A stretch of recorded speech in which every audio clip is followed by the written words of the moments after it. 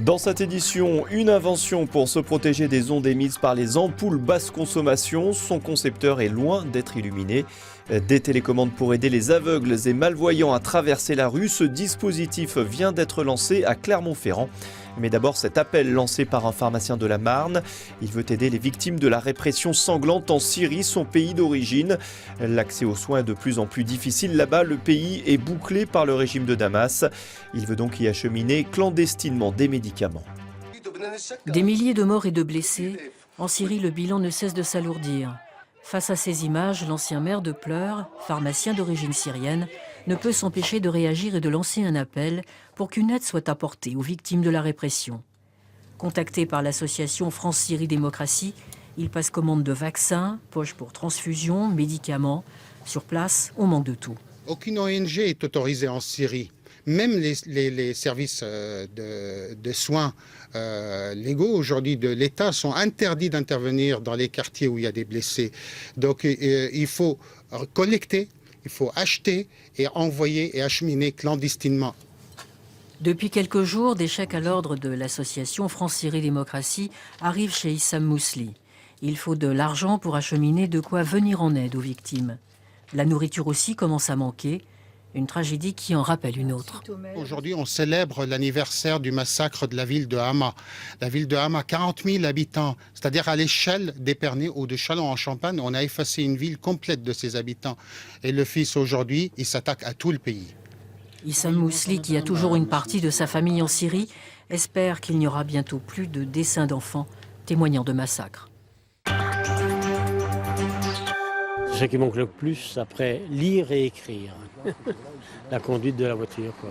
Retrouvez le plaisir de conduire quand on est malvoyant, un défi de taille rendu possible grâce à ce stage auto-école pour déficients visuels. Dans chaque voiture, un moniteur guide le conducteur d'un jour. Gauche tour complet. Droite tour complet.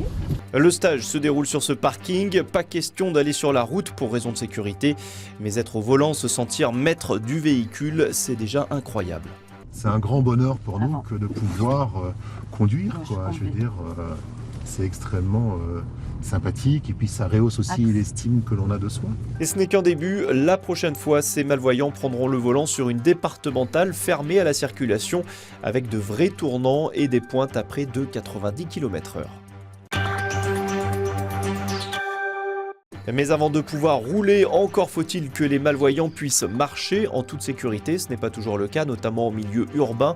D'où cette initiative à Clermont-Ferrand, la mise au point de télécommandes destinées à aider les déficients visuels à traverser les chaussées. L'instant était aussi médiatique que symbolique. Place Gaillard, le président du Guépard, le groupement d'action pour l'insertion et la promotion des aveugles et amblyopes de la région Auvergne, s'est vu remettre une télécommande par les services techniques de la ville. Une télécommande destinée à actionner un signal sonore installé sur les feux tricolores. On en a déjà eu 5 ou 6 qui sont déjà partis parce que les gens en ont besoin. C'est un besoin pour les malvoyants parce que c'est une sécurité. C'est un besoin pour les aveugles parce que sans ce système, ils ne peuvent pas traverser une rue. Rouge piéton.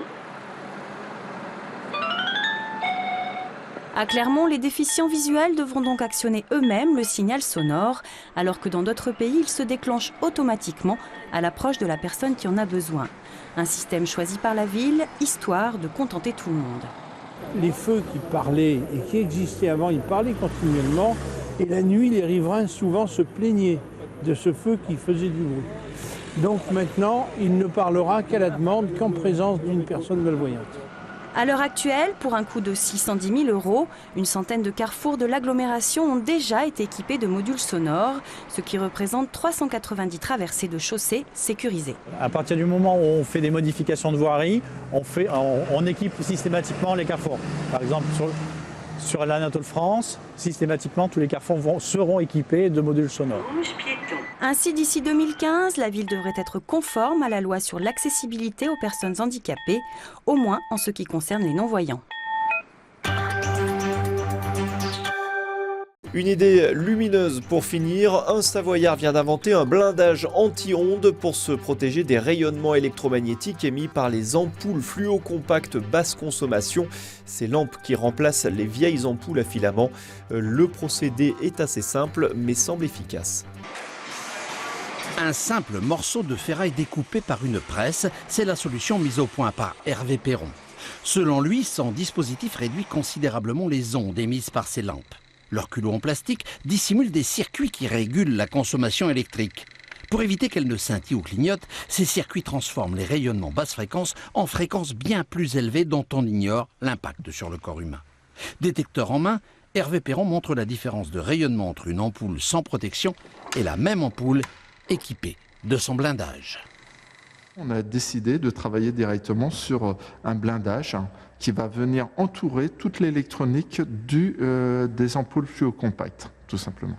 On a environ, fait devant expert, on obtient près de 50% sur toutes les ondes de champ magnétique de diminution.